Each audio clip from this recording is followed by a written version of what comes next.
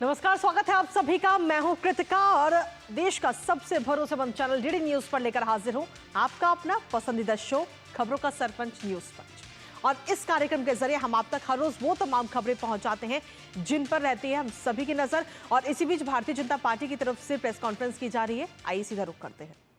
भंडारी जी भी हैं, आदरणीय अनुराग जी। नमस्कार साथियों। कांग्रेस पार्टी बार बार लॉन्च करने का प्रयास करती है, जनता में ले जाने का प्रयास करती है और बार बार विफल भी होता है। आप जिनके बारे में सोच रहे हैं उनकी बात नहीं, मैं यहाँ पे आज नेशनल हेराल्ड की बात करने आया हूँ। और नेशनल हेराल्ड का नाम सुनते ही आज कांग्रेस पार्टी के पूरे इकोसिस्टम में सेंसेशन होने लगते हैं। सेंसेशन जैसे कि छटपटाहट, कपकपाहट, धड़धड़ाहट, फड़फड़ाहट, डगमगाहट, लड़खड़ाहट। और ऐसे सेंसेशन होने लाजमी भी हैं क्योंकि पकड़े जो गए हैं चोरी करते हुए फिर से। और आज़ादी के बाद आज तक अगर आप कांग्रेस का देखेंगे, एक नहीं अनेक घोटाले सामने आए, लेकिन ये अपने आप में एक ऐसा मॉडल है जो किसी के गले नहीं उतर रहा। आप मीडिया से बड़ी संख्या में आज सुबह सुबह यहां पर आए हैं। नेशनल हेराल्ड जो नेहरू जी ने 1938 में शुरू किया, वो चल नहीं पाया। ठीक है, बहुत सारे काम है जो नहीं चल पाते। 2008 में ऐसी परिस्थितियां हो गई कि नहीं चल पाया। ऐसी कौन सी मजबूरी हो गई एजेएल के लिए जो नेशनल हेराल्ड को छापते थे कि उसको बचाने के लिए एक नई कंपनी बनाई जाए यंग इंडियंस के नाम से, और उस यंग इंडियन में भी एक परिवार की 76% हिस्सेदारी दी जाए, और यंग इंडियंस बनाने के लिए भी 50 लाख का लोन ये भी कांग्रेस पार्टी ही दे। और ये लोन 50 लाख का क्यों दिया गया? एजेएल को खरीदने के लिए। यानी कि कांग्रेस पार्टी एक तरफ से 50 लाख का लोन देती यंग इंडियन को बनाने के लिए, दूसरी तरफ से एजेएल है जिसके ऊपर कर्जा है, और कर्जा भी कांग्रेस पार्टी का 90 करोड़ का है, लेकिन संपत्ति 2000 करोड़ की है। और मजेदार बात यह है कि यंग इंडियंस के बनने के बाद मात्र 50 लाख रुपया देकर 2000 करोड़ रुपए की संपत्ति यंग इंडियंस के नाम पे हो जाती है, मात्र 50 लाख रुपया देकर। और जो बकाया 89.50 करोड़, 99 करोड़ 50 लाख रुपया जो बाकी था, वो कांग्रेस पार्टी माफ कर देती है। अब सवाल खड़ा यह होता है, क्या कांग्रेस पार्टी लोन दे सकती है? क्या कोई पॉलिटिकल पार्टी लोन दे सकती है? सबसे पहला सवाल तो यही है। और लोन दिया तो क्या उस पर ब्याज भी लिया जाता था कि नहीं लिया जाता था? अब नेशनल हेराल्ड है क्या? It's not a daily newspaper, यह दैनिक अखबार नहीं है। It's a non regular paper. ऐसे एक तो वीकली पेपर है और वो भी छपता है। क्या छपता है?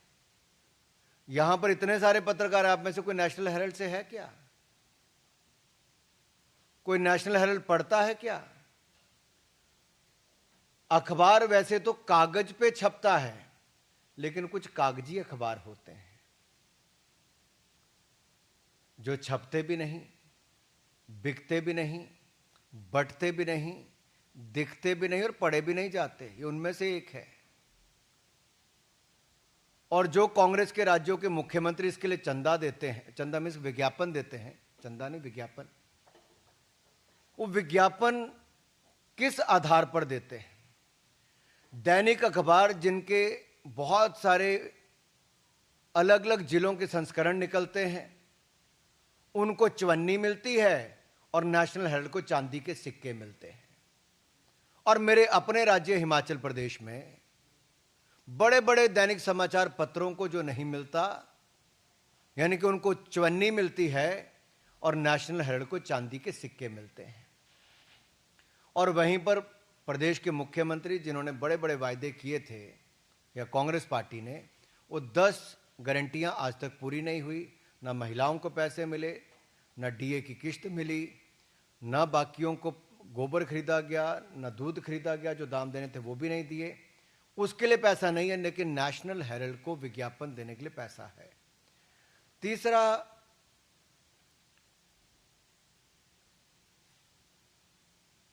ये जो आंकड़े सामने आए, इसके बाद कांग्रेस पार्टी ने कहा नहीं नहीं, कुछ तो खरीद फरोख्त हुई नहीं। ईडी की चार्जशीट में बहुत साफ है, अपराध का प्रकार, अपराध की तिथि, अपराध का समय, अपराध की जगह, लेन देन का अपराध और अपराध के बारे में सारी जानकारियां ईडी ने फैक्ट्स एंड फिगर्स के साथ अपनी चार्जशीट में रखी है। और ये कांग्रेस का क्राइम है। This is a Congress model of corruption, where a weekly newspaper is getting much more amount than the daily newspapers, and a paper which is not even published at times.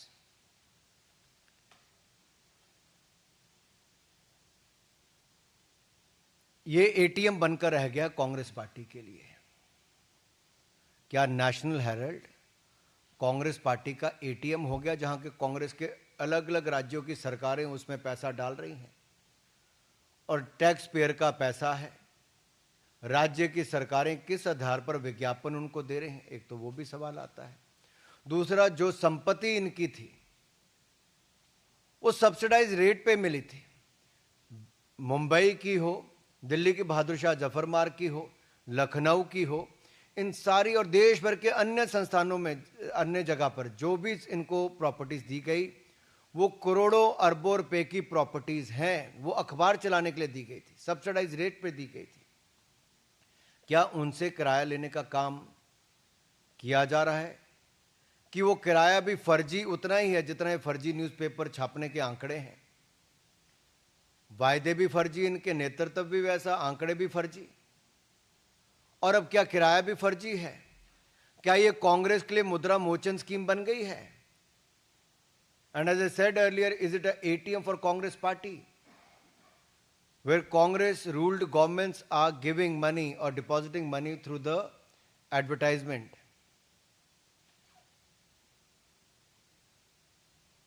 और जहां तक राहुल गांधी जी अपना खटाखट मॉडल की बात करते थे ना, अब ये कांग्रेस शासित राज्यों में खटारा, बीमार और लाचार मॉडल हो गया है।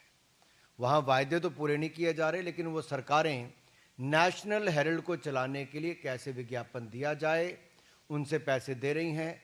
जनता के सामने फिगर्स आनी चाहिए, कौन कौन कांग्रेस शासित राज्यों से विज्ञापन इस अखबार के लिए दिया गया, कब कब दिया गया, कितना पैसा दिया गया। दूसरा, 50 लाख रुपए में 2000 करोड़ रुपए की संपत्ति का एक कांग्रेस मॉडल ऑफ करप्शन ये देश के सामने आया है। तीसरा, अगर ये अखबार छपता ही नहीं, दिखता नहीं, बिकता नहीं, तो इसके लिए इतना विज्ञापन क्यों दिया जाता है?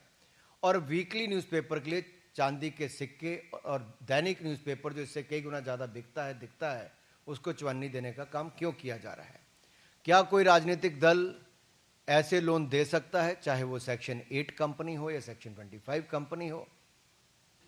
सवाल एक और इसके सामने खड़ा होता है। आजादी से पहले का न्यूज़पेपर है, 1000 से ज्यादा इसके शेयर धारक थे। अगर कांग्रेस पार्टी ने लोन ही माफ करना था तो एजीएल का क्यों नहीं माफ किया? यंग इंडियंस बनाकर एक परिवार की 76% हिस्सेदारी हो जाती है। कांग्रेस के 2 पूर्व राष्ट्रीय अध्यक्ष 38% इसके शेयर धारक बनते हैं। यानी कि यंग इंडियंस के टोटल कंट्रोल 76% हिस्सेदारी जब एक परिवार के पास, 2 लोगों के पास आ जाती है, तो कांग्रेस पार्टी इसका लोन माफ कर देती है। अगर ये 1000 लोगों के पास एजीएल रहती तो शायद उतने लोगों का ऋण माफ होता। लेकिन अब तो 2 ही लोग रह गए, जो बाकी 2 थे वो तो स्वर्गवास हो गया, जिनके पास 12% हिस्सेदारी थी। ऑस्कर फर्नांडिस जी और मोतीलाल वोरा जी आज हमारे बीच में नहीं है, लेकिन 12% उनकी हिस्सेदारी थी। तो कुल मिला के आपके सामने साफ है, 50 लाख रुपया वो भी जो कांग्रेस पार्टी ने दिया, लेकिन शेयर धारक बने कांग्रेस के 2 पूर्व राष्ट्रीय अध्यक्ष, और उन दोनों ने 1 रुपया लगाए बगैर 2000 करोड़ रुपए की संपत्ति उनके नाम पे हो गई। This is Congress model of corruption. और देश के सामने जो आज ये 4-5 सवाल हमने कांग्रेस पार्टी से पूछे और वो कई दिनों से उत्तर देके राजी नहीं, इसमें स्पष्ट होता है। बार बार ये लोग कहते हैं कि हमारे लिए कुछ नहीं कहते, कुछ नहीं, लेकिन मैं आपके सामने 2014 में जब इनके खिलाफ ट्रायल कोर्ट ने समन किया, आप याद करिए 2014 ट्रायल कोर्ट ने समन किया, उसके बाद ये हाई कोर्ट गए, सुप्रीम कोर्ट गए, लेकिन हाई कोर्ट और सुप्रीम कोर्ट ने बिल्कुल सही बताया, यानी कि इनको समन उसके बाद हुए। आज भी कांग्रेस के दोनों बड़े नेता बेल पर हैं भ्रष्टाचार के मामले पे, और 2016, 2018, 2024 ये पूरे आप कोर्ट के अगर निर्णय उठाकर देखेंगे तो इनके खिलाफ ही हैं। ईडी की कार्रवाई अब तक बिल्कुल सही मानी गई है, और संपत्ति जो अटैच करने की बात आती है, जो घोटाला सामने आया, एक कांग्रेस का एक और मॉडल ऑफ करप्शन आज देश के सामने आया है। धन्यवाद। प्रश्न साधारण मंत्री से अरुण।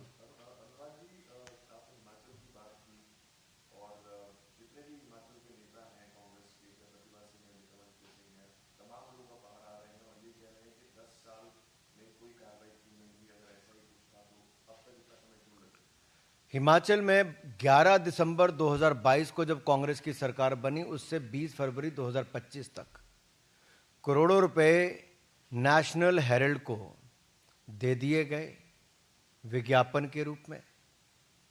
सवाल ये खड़ा होता है, नेशनल हेरल्ड हिमाचल में पढ़ता कौन है? क्या कांग्रेस के विधायक, मंत्री, कार्यकर्ता, क्या वो भी पढ़ते हैं? मेरा कांग्रेस के कार्यकर्ताओं से सवाल है भाई, ये चोर मचाए शोर वाला काम नहीं चलेगा कि आप देशव्यापी शोर मचाओ अभियान चलाओगे। ये चार्जशीट आने के बाद कांग्रेस के इकोसिस्टम को सांप सूंघ गया है, अभी हल्ला मचाने का काम कर रहे हैं। अपने गिरेबान के अंदर झांक कर देखिए कांग्रेस के सारे कार्यकर्ता, क्या कोई एक व्यक्ति भी नेशनल हेरल्ड खरीदता है क्या? नेशनल हेरल्ड पढ़ता है क्या? किसी के घर पे नेशनल हेरल्ड आती है क्या?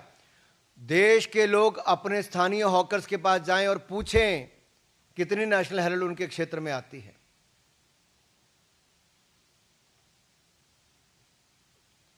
मोहित भट्ट। सीएम का जवाब आया, सीएम ने बेसिकली कहा है कि नेशनल हेरल्ड हमारा अखबार है, हम उसे खूब विज्ञापन देंगे। तो डिफाइंस क्लियरली आ रहा है सामने कांग्रेस का। अगर कांग्रेस के कार्यकर्ता, कांग्रेस के नेता अपने जन्मदिन की अपनी किसी एडवर्टाइजमेंट को देना चाहते तो अपने जेब से अपना पैसा खर्च के दें। Why tax payer money should be spent on this? एक यहां पर अरविंद केजरीवाल जी का मॉडल था, जब टैक्स पेयर का पैसा दिल्ली की जनता का सैकड़ों करोड़ रुपया केवल अपना चेहरा दिखाने के लिए दे दिया जाता था।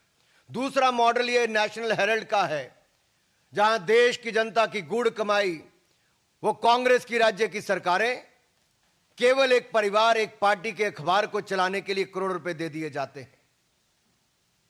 ये कांग्रेस मॉडल ऑफ करप्शन बेशर्मी के साथ चोर मचाए शोर ही नहीं, एक तो चोरी और ऊपर से सीना जोरी करने की बात है। कैसे किसी राज्य का चुना हुआ मुख्यमंत्री या उस पार्टी के मंत्री इस तरह के बयान दे सकते हैं? ये बेशर्मी भरे बयान है। ये लोकतंत्र पर एक चुनी हुई सरकार इस तरह से टिप्पणी कर कैसे सकती है?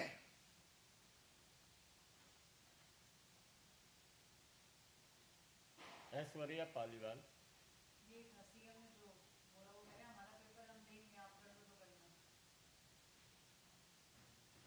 ये तो लोकतंत्र में तो जनता करती है, क्या करना है। सवाल ये है ऐश्वर्या जी कि हिमाचल प्रदेश की जो 10 गारंटियां वो क्यों पूरी नहीं की? जो युवाओं को नौकरी नहीं दी, 1500 रुपया महीना महिलाओं को नहीं दिया, उसके लिए पैसा नहीं, डीए की किस्त देने के लिए पैसा नहीं, तनख्वाह देने के लिए पैसा नहीं, कर्जा 1 लाख करोड़ से ज्यादा हिमाचल का हो गया, 2 रुपए किलो गोबर, 100 रुपए लीटर दूध खरीदने के लिए पैसा नहीं, बागवानों को उचित दाम देने के लिए पैसा नहीं, लेकिन नेशनल हेराल्ड को पैसा देने के लिए आपके पास पैसा है और आप सीना ठोक कर कहते हैं कि हम पैसा देंगे। इसलिए मैंने कहा चोरी भी और सीना चोरी भी। रवि कांत राय। अनुराग जी, पूरी कांग्रेस पार्टी जो है वो सोनिया गांधी और राहुल गांधी को डिफेंड करने के लिए खड़ी हो गई है। अलग अलग जगहों पर ईडी के दफ्तर पर प्रोटेस्ट हुए हैं। कांग्रेस पार्टी का ये आरोप है कि बीजेपी जानबूझकर इस मामले को लंबा खींच रही है ताकि गांधी फैमिली को डिटेन किया जाए और इस केस में कोई एविडेंस अब तक नहीं मिला। काले कारनामे करने के बाद आप ईडी के दफ्तरों पे जाके कालक पोतोगे तो कुछ नहीं होगा भाई। ये तो वही है कि ये लोग आईना साफ करते रहे लेकिन धूल तो चेहरे पर थी, ये कालक तो चेहरे पर है। ईडी के दफ्तरों पे जितने मर्जी कालक पोतते रहे, इससे कुछ होने वाला नहीं। कोर्ट में बार बार 2014 से लेके 2025 हो गई, कोई राहत इनको नहीं मिली है। केवल एक राहत मिली कि बेल पर है। ईडी की कार्रवाई को कोर्ट ने अब तक सही ठहराया है। जो समन दिए गए थे उसको रोकने की इन्होंने मांग की, कोर्ट ने बार बार कहा सही है। ट्रायल कोर्ट से लेके हाई कोर्ट से लेके सुप्रीम कोर्ट तक, यानी कि सुप्रीम कोर्ट से ऊपर एक सुप्रीम परिवार हो गया क्या? क्या न्यायालय इनके लिए कुछ नहीं है? अदालतें इनके लिए कुछ नहीं है? तभी तो हम कहते हैं कई बार इनके लिए family first, party next, nation last, ये कांग्रेस के लिए है। और इनके लिए पहला परिवार, इनके लिए यही सब कुछ है। और पहले परिवार का अखबार जिसमें 76% हिस्सेदारी हो, उसके लिए तो कांग्रेस का मुख्यमंत्री के कार्यकर्ता सब यही करेंगे भाई। कुर्सी जो बचानी है, किस्सा तो कुर्सी का है। यहां पे दीपक चौबे। कांग्रेस कह रही है कि जब भी चुनाव आता है तब एजेंसियों को आगे कर दिया जाए। आज कौन सा चुनाव है बताओ? यानी कि एजेंसी अब चुनाव को देख के काम करेगी? एजेंसी का काम निरंतर है। ये लोग जल्दी जवाब क्यों नहीं देते? क्यों नहीं कोर्ट में कहते कि इसकी जल्द से जल्द निर्णय दें? मैं कांग्रेस पार्टी को खुली चुनौती देता हूं आज इस मंच से, जितने कांग्रेस के नेताओं पे भ्रष्टाचार के मामले चल रहे हैं वो कोर्ट में आकर कहें कि एक तय सीमा के अंदर इनके सारे जांच जो है उसको पूरी करके कोर्ट निर्णय कर दे। क्यों नहीं कांग्रेस का नेता कहता? कोई क्यों नहीं कहते? टाइम बाउंड करने के लिए क्यों नहीं कहते वो? अगर है दम तो कहो कोर्ट में आके।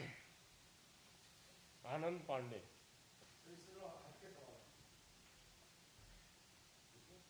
इसी विषय पे है तो कोई नहीं, हट जितना मर्जी हट के पूछ लो।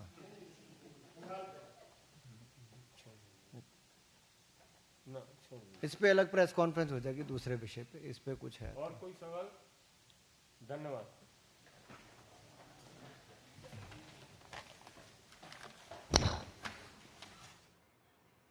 तो भारतीय जनता पार्टी की प्रेस कॉन्फ्रेंस आप देख रहे थे, जहां आपको बता दें कि कांग्रेस पर हमलावर होते हुए भारतीय जनता पार्टी नजर आया। अनुराग सिंह ठाकुर ने कई सारी बातों का जिक्र किया, खासतौर पर नेशनल हेराल्ड केस को लेकर ये प्रेस कॉन्फ्रेंस की गई और इस प्रेस कॉन्फ्रेंस में कई बातों का जिक्र उन्होंने किया। उन्होंने साफ तौर पर कहा कि कांग्रेस के 2 बड़े नेता इस वक्त बेल पर है और यही राहत उन्हें मिली है। साथ ही देश की आम जनता को भी कहा उन्होंने कि वो अपने हॉकर से पूछे कि नेशनल हेराल्ड आखिर कितने लोगों को जाता है, क्या उसकी संख्या है। ये तमाम चीज़ों का जिक्र करते हुए अनुराग ठाकुर नजर आया। इसके साथ ही अनुराग ठाकुर ने अपने इस प्रेस कॉन्फ्रेंस में और भी कई बातों का जिक्र किया। उन्होंने सीधे तौर पर कहा कि नेशनल हेराल्ड सीधे तौर पर कांग्रेस का मॉडल ऑफ करप्शन है। इस अखबार के जरिए करप्शन किया गया, कांग्रेस के द्वारा लोन माफ कर दिए गए और कई सारी चीज़ों का जिक्र उनकी तरफ से किया गया। तो सीधे तौर पर नेशनल हेराल्ड मामले को लेकर हमलावर होती हुई भारतीय जनता पार्टी इस वक्त लगातार नजर आ रही है और इसको लेकर कांग्रेस की तरफ से जवाब देने की भी बात कही जा रही है कि कांग्रेस के जो नेता हैं वो इस मामले पर जवाब दें। हालांकि इससे पहले बीते कल की अगर हम बात करें तो हरदीप सिंह पुरी ने भी प्रेस कॉन्फ्रेंस करके और सीधे तौर पर हमलावर होती हुई नजर आई थी इस मामले को लेकर और कांग्रेस के नेताओं से कहा था कि वो खुद आकर जनता के सामने इस पूरे मामले पर अपनी सफाई दें और साथ ही जो कांग्रेस के कार्यकर्ता हैं जो प्रदर्शन कर रहे हैं उन्हें अपने जो कांग्रेस का नेतृत्व है उसके खिलाफ प्रदर्शन करना चाहिए। तो इस वक्त अगर हम देखें तो नेशनल हेराल्ड मामले को लेकर लगातार हमलावर होती हुई इस वक्त भारतीय जनता पार्टी नजर आ रही है और हर रोज इसको लेकर प्रेस कॉन्फ्रेंस भी की जा रही है, तमाम सवाल जवाब इस वक्त किए जा रहे हैं। साथ ही आपको बता दें कि ईडी की तरफ से चार्जशीट भी दायर की गई है और अब इसके बाद में भारतीय जनता पार्टी हमलावर लगातार होती नजर आ रही है। साथ ही कहा कि नेशनल हेराल्ड जो है वो कांग्रेस का एटीएम बनता हुआ नजर आया था और अब इस पूरे मामले में चार्जशीट भी आ चुकी है। जनता के सामने पूरा सच जो है वो आना बेहद ज़रूरी है, ये बात अनुराग ठाकुर की तरफ से कही गई। इसके साथ ही उन्होंने कहा कि आखिर जब इसका लोन माफ़ किया गया तो एजीएल का जो लोन है वो आखिर क्यों माफ़ नहीं किया गया, ये बात अनुराग सिंह ठाकुर ने कही। इसके साथ ही कहा कि कांग्रेस से कई बार सवाल जवाब किए गए हैं लेकिन कांग्रेस की तरफ से सवाल जवाब हुए हैं लेकिन कोई भी पर्टिकुलर जवाब उनकी तरफ से नहीं दिया गया और इस तरीके से एक बार फिर से भारतीय जनता पार्टी हमलावर होती हुई नजर आई नेशनल हेराल्ड मामले को लेकर। और न्यूज पंच में वक्त इसी बीच एक छोटे से ब्रेक का, बने रहिए हमारे साथ।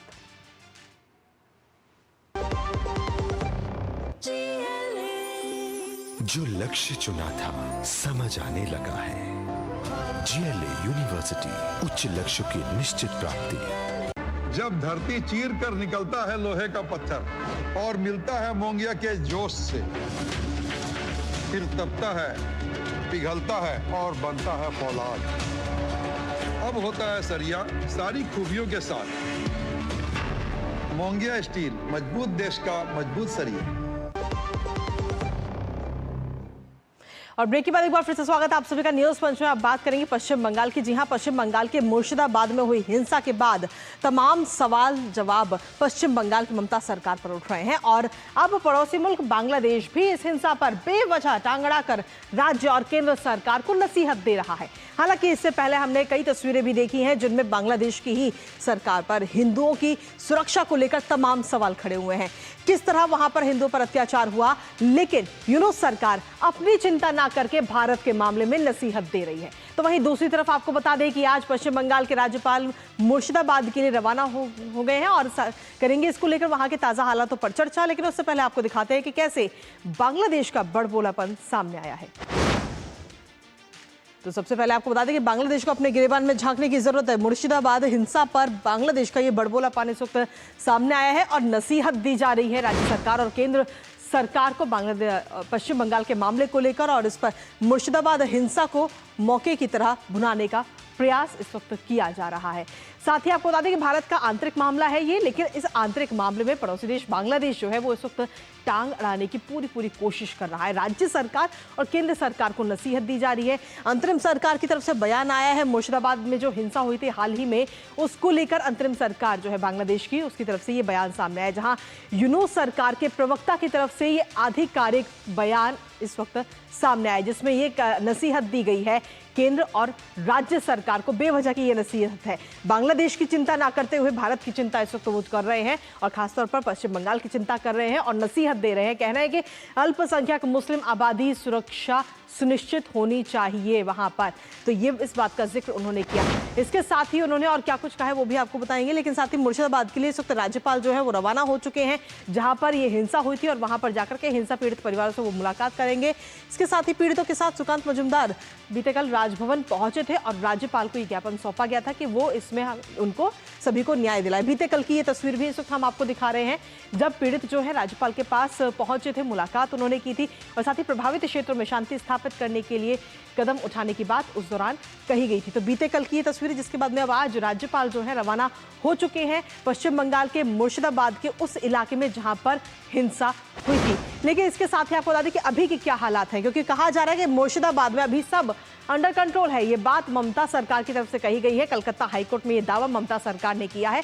इसके साथ ही हिंसा रोकने के लिए कदम उठाए गए हैं, ये बात भी ममता सरकार की तरफ से कही गई है बीते कल हाईकोर्ट के अंदर। हिंसा रोकने के लिए पुलिस प्रशासन पर्याप्त है, ये बात ममता सरकार की तरफ से कही गई कि अतिरिक्त जो पुलिस बल है उसकी जरूरत नहीं है। मुर्शिदाबाद में केंद्रीय बलों की 17 कंपनियां इस वक्त तैनात हैं, ये बात कही गई और सीधे तौर पर हाईकोर्ट में ये बात कही गई है। मुर्शिदाबाद में केंद्रीय बलों की जो 17 कंपनियां इस वक्त वो तैनात है, लेकिन वो कहनी है कि पुलिस प्रशासन जो है वो पर्याप्त है और मामला अभी अंडर कंट्रोल है। लेकिन साथ ही कुछ प्रभावित परिवार पहले ही अपने घर लौट चुके हैं, इस बात का जिक्र भी उन्होंने कहा। लेकिन सच्चाई बिल्कुल इसके उलट कहीं ना कहीं नजर आती है, क्योंकि अभी भी इस वक्त काफी संख्या में जो लोग हैं वो इस वक्त मालदा में मौजूद हैं और मालदा में शरण लिए हुए हैं और अपने घर वापस लौटने के लिए अभी भी उनके अंदर कहीं ना कहीं एक डर इस वक्त नजर आ रहा है। लेकिन वहीं दूसरी तरफ ममता बनर्जी, यानी कि यूं कहे कि ममता सरकार कह रही है कि अभी सब स्थिति जो है वो अंडर कंट्रोल है। लेकिन अगर वाकई अंडर कंट्रोल स्थिति है तो पीड़ित परिवार आखिर क्यों अपने घरों पर वापस नहीं आ पा रहे। इसी के साथ चलिए अब अगली महत्वपूर्ण खबर का रुख कर लेते हैं। अगली महत्वपूर्ण खबर राष्ट्रपति से जुड़ी हुई। जी हां, राष्ट्रपति और राज्यपालों को विधेयकों की मंजूरी देने के लिए समय सीमा निर्धारित करने वाले सुप्रीम कोर्ट के ऐतिहासिक फैसले के कुछ दिनों बाद ही आपको बता दें कि उपराष्ट्रपति जगदीप धनखड़ ने अब न्यायपालिका के लिए कड़े शब्दों का इस्तेमाल किया और कहा कि हम ऐसी स्थिति नहीं बना सकते जहां अदालतें राष्ट्रपति को निर्देश दें। जस्टिस वर्मा के घर से मिली नकदी पर उपराष्ट्रपति ने कहा कि जांच न्यायपालिका का नहीं बल्कि कार्यपालिका का क्षेत्र है। ये बात उनकी तरफ से कही गई और इसके साथ ही जस्टिस वर्मा के घर मिली नकदी पर भी सवाल उठाते हुए जगदीप धनखड़ बीते कल नजर आए हैं। उन्होंने साफ तौर पर कहा कि 14-15 मार्च की रात को न्यायाधीश के घर पर जो कैश मिला था उसका जिक्र उन्होंने किया कि ये कैश मिला था, लेकिन इस कैश की खबर नहीं पहुंची। 7 दिन तक खबर की कोई जानकारी किसी के पास नहीं थी। 7 दिन तक इस खबर को छुपाया गया था और उसके बाद में 21 मार्च को एक अखबार के जरिए इसका पूरा खुलासा होता है। आखिर इसमें देरी क्यों हुई है? ये जो देरी हुई है 1 हफ्ते की, वो किस लिए हुई है? क्या ये समझने योग्य है? ये बात जगदीप धनखड़ ने कही। इसके साथ ही राष्ट्रपति का आदेश देना लोकतंत्र के खिलाफ है, ये बात तो इसका भी जिक्र उनकी तरफ से कहा गया। उन्होंने अदालतें राष्ट्रपति को आदेश नहीं दे सकती, ये बात जगदीप धनखड़ ने कही। साथ ही उन्होंने कहा कि अनुच्छेद 142 बन गया है न्यूक्लियर मिसाइल, इसका जिक्र उनकी तरफ से किया गया क्योंकि इस अनुच्छेद के जरिए कहीं ना कहीं कई सारी शक्तियां सुप्रीम कोर्ट को मिलती हैं। विशेष अधिकार लोकतांत्रिक शक्तियों के खिलाफ है। जो विशेष अधिकार मिला हुआ है वो सीधे तौर पर जो लोकतांत्रिक शक्ति है देश की उसके खिलाफ है, ये बात जगदीप धनखड़ ने कही। जज सुपर पार्लियामेंट की तरह काम कर रहे हैं, सुपर संसद की तरह काम कर रहे हैं इस वक्त जजेस जो हैं, ये भी उनकी तरफ से कहा गया और लोकतंत्र में चुनी हुई सरकार को सबसे अहम उन्होंने बताया है। इसके साथ ही आखिर ये कौन सा सुप्रीम कोर्ट ने आखिर 8 अप्रैल को क्या आदेश दिया था, एक बार वो भी आपको बता देते हैं।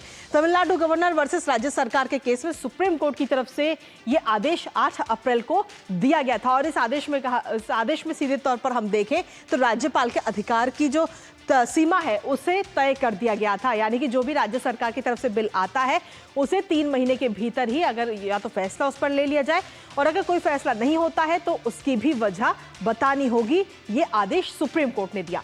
साथ ही सुप्रीम कोर्ट ने कहा कि राज्यपाल के पास में कोई भी वीटो पावर नहीं है, ये बात भी सुप्रीम कोर्ट की तरफ से कही गई और सरकार के 10 जरूरी बिलों को राज्यपाल द्वारा रोकने को अवैध सुप्रीम कोर्ट ने बताया था। और ये पूरा मामले को लेकर के अब जगदीप धनखड़ जो कि देश के उपराष्ट्रपति हैं उनकी तरफ से तमाम बातें बीते कल कही गई हैं। नजर इस पर लगातार बनी रहेगी, लेकिन इसी के साथ फिलहाल न्यूज पंच में मुझे और हमारी पूरी टीम को दीजिए अनुमति। 2 बजे फिर होगी आपसे मुलाकात, तब तक के लिए नमस्कार।